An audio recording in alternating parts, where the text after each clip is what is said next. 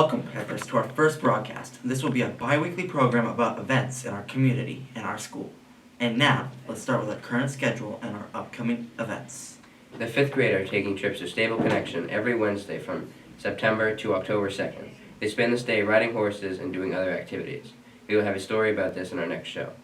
Next up is Fire Prevention Week, going on from October 7th to 11th. During this week, we'll learn all about protecting yourselves from fire. The fire department will also bring up a fire truck to show the elementary students.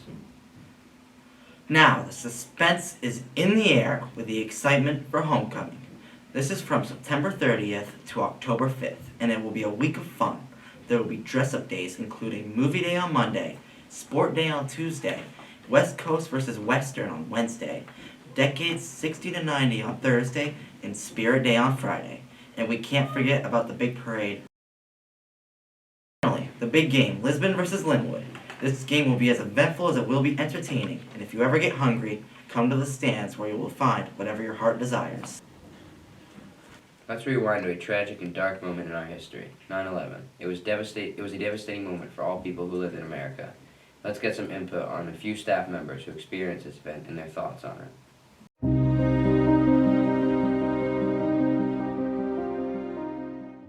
I was teaching a 7th grade guidance lesson, and a boy, 7th grade boy, came in and announced to the class, "Mrs. Frank, a plane just hit the World Trade Center."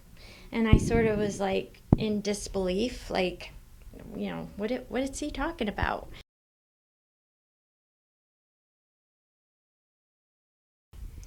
Well, like I said, I was a school counselor, so at the time, my first, priority was the kids in the school and making sure everybody was okay. And, it was just like, I was still a bit in disbelief that this really happened.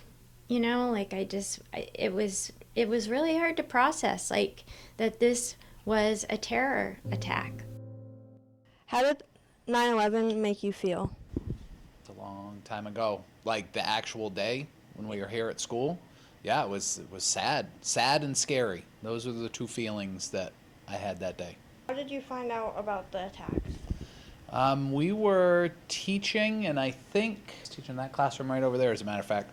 I think that one of the other teachers somehow had heard about it and came and told us, and we actually turned on a news station and watched it after the first one. I was at home working. I wasn't on TV, I was actually at my computer, and I noticed that my computer wasn't working, so I couldn't process my work. So I had to call my job to tell them, and they gave me the information that the towers had been hit by planes.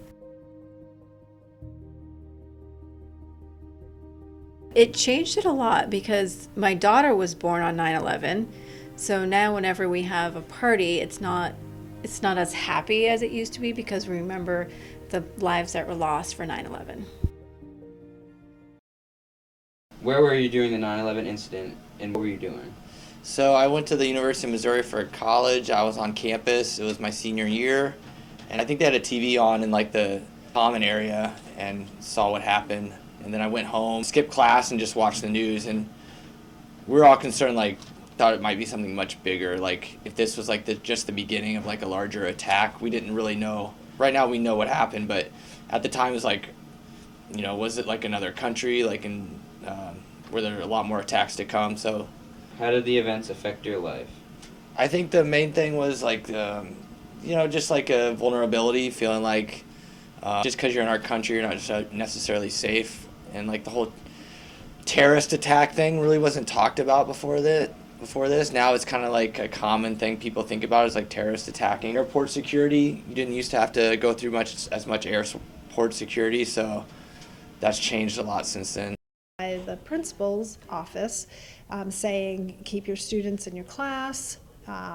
We don't have a lot of information, but the Twin Towers have been hit. There was another teacher that was with me, and she actually had family in New York City and New Jersey, and so she was worried for herself, for her family, but didn't have a lot of information about what was going on, and were able to tell the students that something was going on. And so I remember I had a television with antennas. We made antennas that we could try to get a news station and find out what was going on.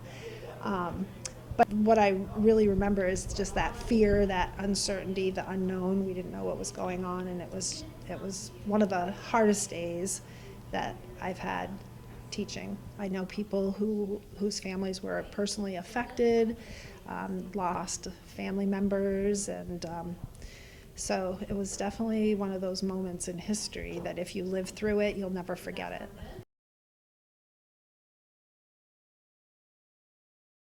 I had the opportunity to interview some of the preschool students about their trip to Windy Ridge.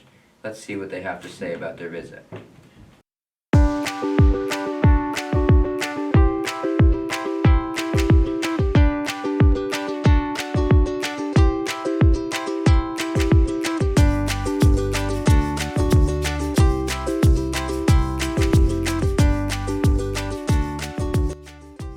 On September 11th, the preschool students went to Windy Ridge Orchard where they got to pick and eat apples. Alright, so you guys went to Windy Ridge, right? Was it fun? What was your favorite part? Feeding the goats and picking apples. Now, let's recap some of the soccer games. First, the girls are having a great season, 5-2 record. They've had great games against Hinsdale, winning both by big margins. They have also had entertaining games against Colebrook. Last game against Colebrook, they won 1-0 in a hard-fought game that kept you on your toes. It was a fun game with moments to make you wonder who would really come out on top. You are currently seeing some footage from this exhilarating game. Now on to the boys. They've had a 1-1-4 record, and the past win was against Pittsburgh Canaan. The away game ended with a score of 3-1, and it was a hard-fought game, and they had to step it up, especially in the second half. They pulled through with the team captain Tanner Martin scoring a great goal, then Bryce Culver scored twice to seal the game. And now let's go to Augusta about a recent Outdoor Job Expo.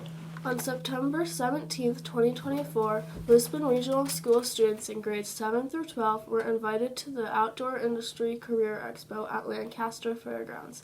From 9 to 1, Lisbon students participated in many different job events that involved the outdoors. Some of the job events at the Outdoor Expo were lift operator, welders, forest products processing manager, and many more. During these events, we all learned about these jobs more in depth, and as we went from station to station, we got a stamp in our passport. At 12 p.m., students from Lisbon Regional School and other schools had lunch from a food truck by giving the food truck people their food ticket.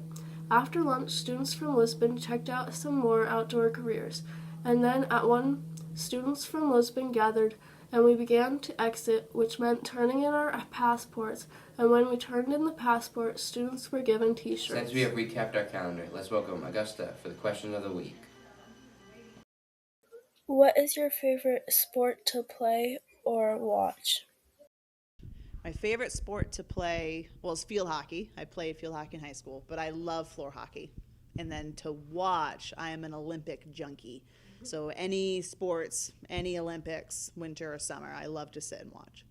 My favorite sport to play and watch would have to be soccer. I like to play volleyball. I would say hockey to play and watch. Thank you all, the people who gave us feedback for the question of the week. But now, Asher will give the spotlight to the special staff. Hello, our staff spotlight is a very helpful teacher. How did you get into teaching? When I was 10 and 11, I babysat a family of 3 kids, and one of the children had Down syndrome, and I was absolutely enthralled and in love with the kid and was really excited about trying to teach him. So I would have to say from that time on, I had decided that I wanted to get into teaching, specifically special education, and then I did that for 8 years and then moved into regular education. But that was my first thing that had made me decide I wanted to go into teaching. What is your goal with your teaching career? Well, I want kids to enjoy school. I loved school growing up, and I want other kids to have that kind of same experience. I really enjoy math, so one of the other things I really want kids to do is to love math. It doesn't have to be their favorite subject. I would love it to be their favorite subject, but I want them to at least appreciate it and to enjoy it, and just hopefully to teach kids that they should become, one of our goals here at school is to be lifelong learners. Like, once you leave school, it doesn't mean you stop learning. And hopefully I can emphasize that for kids as well. And where did you go to college? I went to a state school. I went to Keene State College, and I graduated with a degree in both special education and elementary education. And I've been teaching, this is my 37th year. So it's been a wonderful, wonderful career. Hey Hunter, what is that? Well, Sawyer, it's the brand new Sportsmanship Award we got last year.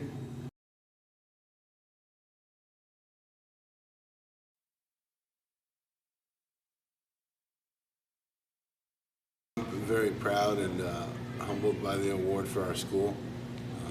It's a great award. It's probably the best award to receive in the state of New Hampshire.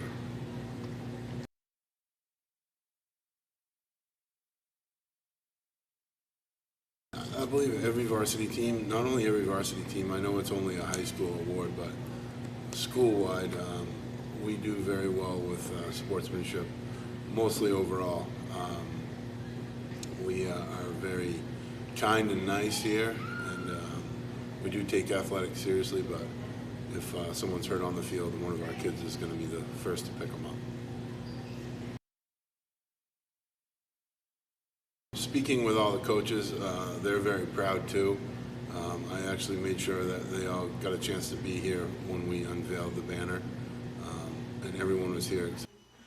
This award was a huge one for Lisbon, and we take pride in having the privilege to hang this banner.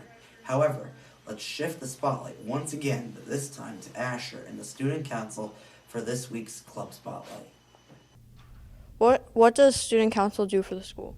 I think Student Council notoriously is known for planning events. So the homecoming events, how you have dress days, we do organize prom and any other the fun activities throughout school. We do a lock-in. We try to promote anything that's Panther Pride, but any sort of activities that we do to promote school culture. How long has the club been here for? I've been here for 4 years, and I've been an advisor for all 4 of those years. But I think if you ask any teacher here, it's been a club forever. So like Mrs. Gattaby's been here for 37 years. It's been a club for 37 years. I think any school any high school's had one since its inception. And as a member, what do you do for Student Council? So Student Council is more than just being the planning kids. So you learn some organizational skills, leadership skills, you learn how to fundraise, and I think probably the most important thing that Student Council members do is you act as a conduit. So you are a representative of your class. So you have to go speak with people in your class to find out their interests, their values, what they're interested in, bring it back to Student Council, and as a group, you're a conglomerate of all of those classes, all those grades. So you have to work together. That helps the school, helps individual classes, and then you promote the values and positivity, there's the word, for the whole school. So I think it's more than just the party planners. You have to have all of these interpersonal skills to talk to your classmates and talk to adults to promote positivity. Thank you, Student Council, for your time. We are grateful for your work to help the high school. We are also grateful for all you guys watching today's episode of Panthers in the News. We will air on October 11th, so mark your calendars. Thank you for watching, and have a great week.